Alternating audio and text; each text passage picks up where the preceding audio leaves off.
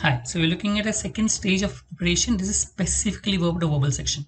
I have recorded videos for the cond and diala section. So we're looking at a verbal section. Technically, verbal doesn't have a stage. I mean, you have to read, and that is the only way you can improve as far as CAT is concerned. This is the focus of CAT preparation. So technically breaking the stages, first stage is normally completing the syllabus, second stage is mock strategy revision improvement. For verbal, it's reading and reading in both the places. Let's look at what you need to do in the second stage as far as verbal is concerned. The first thing is reading. Reading is the most important thing as far as CAT preparation goes. It not only helps in the verbal section, but does help in a DL and cont, because a lot of people do mistakes in reading itself the question. And if you're a habitual reader, your comprehension of question will be better and you'll be able to understand better. I normally prefer also writing. I mean, if you can go one step and write, it does help. Now, this is not very compulsive. Reading is the most important, writing is not important. But if you have the time, do spend some time on writing if possible. Jumble para has to be worked separately. I mean, if you look at the whole broad paper pattern of the verbal section, you have 24 questions on RCs and 3 questions on para summary. That is 27 is based on reading. But the remaining 7 questions, which is the odd man out and the jumble para, are based on jumble para. You don't want to miss completely, right? You would want some marks in the odd man out or maybe even jumble para possible. So yes, so do practice jumble para separately. And the last also to learn from your mocks, so analysis of mocks and learning. Okay, these are 4 areas that we're going to focus on as far as verbal is concerned. So reading, important to now diversify our reading. So initially we used to focus on reading what we like to enjoy reading, but now with the cat just around the corner, it makes sense to diversify your reading a bit. So normally I would say read an article, editorial page, one of the articles or one or two articles from the Indian newspapers like the Hindu, Indian Express, or the Mint. Okay, technically maybe one business paper like the Mint and one a daily like a Hindu or the Indian Express. So one article from each of them would help to get. The reason it's a business newspaper because you need to understand business languages, and sometimes the passages are based on business. So reading a business newspaper does help. Maybe one article or two articles, and maybe same way with the Hindu. One recommended thing is a foreign newspaper magazine, because if you look at, I've put a video on where all RCs have come in the last few years, and if you look at most or majority or most of the articles are from one of the foreign magazine or newspapers like the New York Times, Guardian, Economist, etc. So pick up one of these and try to read articles from this. Okay, focus on the opinion page. I would also recommend that you read from the foreign magazines some articles which are from diverse area like psychology or history or something on that. So read articles also, one article from diverse topics from some foreign this one. That should help, right? I would prefer that you also write a small summary after reading, because one most important thing as far as reading is concerned to understand the central idea. And when you write a small summary, you focus on the central idea of the passage, right? Now, what the summary should include? Ideally, it should include a central idea of the author, what the author tries to communicate, the arguments presented by him to focus on the central idea, and the tone of the passage. What is the tone?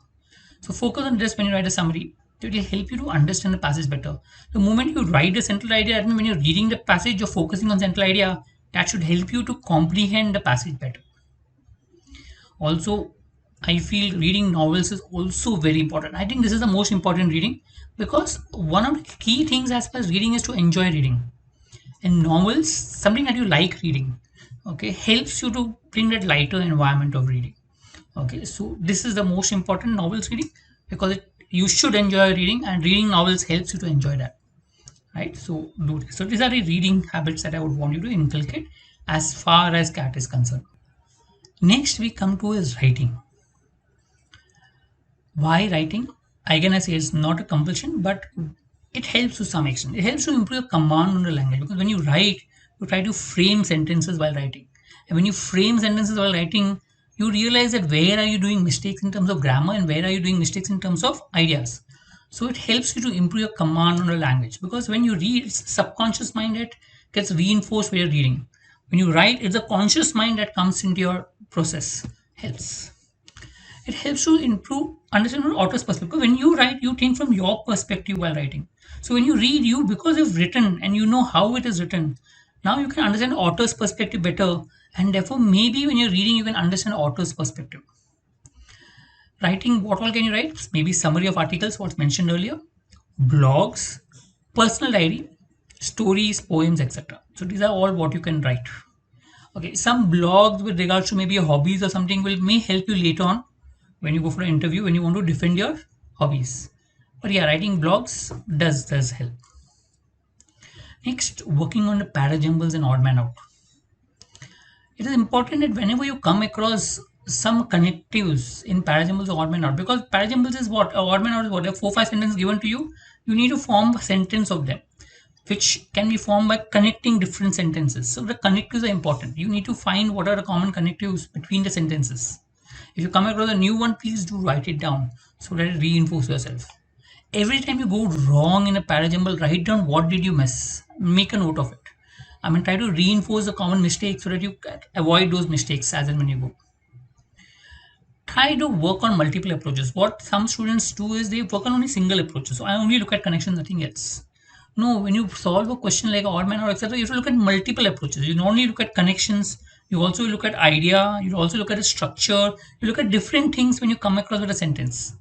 So that means don't work on one approach when you're solving a question. Multiple approach will help you to be more accurate while solving the questions. So learn that. Last but important is analysis of mock. I believe even if you only write mocks apart from reading and writing, it's sufficient as far as CAT goes. That will even enough practice as such. My personal belief is that you don't have to do RC separately. Reading helps, but yes, if you feel that your grasp of the language is not very strong, maybe you can practice RCs, one RC a day, but don't overdo RCs. Reading is more important than solving RCs. Is my so what do you do in analysis of noun? Identify whether you're able to identify central idea in each passage. That's the most important thing because RCs are 24 questions out of 34. Most of the questions marks will get in RCs. So first and the most important thing in that is to get a central idea. So after you solve the mock, go back and check the central idea of each passage and check your central idea is what matches with the central idea of the author, which you'll come to know by solving the questions as such. If it is not, and if you couldn't match the central idea, why not? I mean, what was the reason that your central idea did not match? Note down your mistakes. So you will make some mistakes, and normally what happens, people repeat the mistakes. So once you get a pattern of your mistakes, you can work on correcting them. And the best way to know the mistakes is when you analyze a mock, you come to know what your mistakes are, write down the mistake. Okay. And also always go with the cause. Why did you go wrong? Did you read fast? Did you read slow? Did you not focus on the main idea? What was it that went wrong? Go back and check out for all areas, be it jumble bara, be it odd man out, be it RCs, etc. Try to find a patterns, very important because there will be some pattern where you commonly do mistakes. Knowing that pattern helps you to improve. Last but not least is a strategy while writing the mock. Okay, technically, the more questions you solve in verbal, the better. Okay. Because if you solve less questions, you will not get more marks. Look, verbal is something where getting a full accuracy is very difficult, right? Accuracy is going to be little on the non 100% type. I mean, maybe 80%, maybe 70%, etc. The more questions you solve, the higher a chance you will get marks. If you solve, let's say, 15 questions, what marks will you get? Maximum, if everything is right, you'll get 45 marks. But the moment I solve more questions, I'll get more chance of getting higher. So it's important that you build over a period of time a strategy so that you can solve more number of questions. That's important. Okay. Also, then build up on your accuracy over period of time. One way to figure out your strategy is analyze marks per minute in each area. For example, RC is how much time you spent, how much marks you got, and find marks per minute. Same you do for all the other sections like odd man out, jumble para, para summary. You can even break RC into different type of questions and find out the marks per minute. So technically, wherever you get marks per minute, that would be a place where you should focus on. For example, normally people solve jumble para because they feel there's no negative marks. But in jumble para, you waste a lot of time. Time is wasted and you get hardly any marks. So technically, normally what happens is jumble para marks per minute is comparatively lower. But yes, check for yourself. I mean, analyze your mock yourself and figure out where do you get lower marks per minute and keep that for the end and focus on solving more of where you get more marks per minute when you're solving the mock. Practice important. Keep practicing. As I said, spend most of your time on reading. That will benefit you most. But if you feel you want to, you can maybe solve 1 or 2 RCs a day. Again, not required. Like writing is not required. I said RCs also may not be required. But yes, when you solve the mock, automatically your questions will get practiced and you'll practice the RCs. So, but if you feel that you require additional practice, do solve. But don't, not at the expense of reading.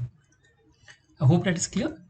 This will give you a fair idea how do you need to work on the verbal section. If you do this, it will help you. I'll just give you my example a little bit. I mean, when I go for the exam, I actually don't solve anything as such. I mean, no mocks, nothing. My focus is only reading. And I realized that in the last 3 months of the exam, if I'm reading regularly, my scores are really high, 99.9 plus percentile. But if I don't read regularly, my scores are low. My scores depends purely on reading. I mean, regularly I read, I get a very high score. And the moment I start reading less and less and less, my score also drops. The key for getting a good score is regular reading, specifically and most important in the last 3 months. Right? I hope that helps. Thank you.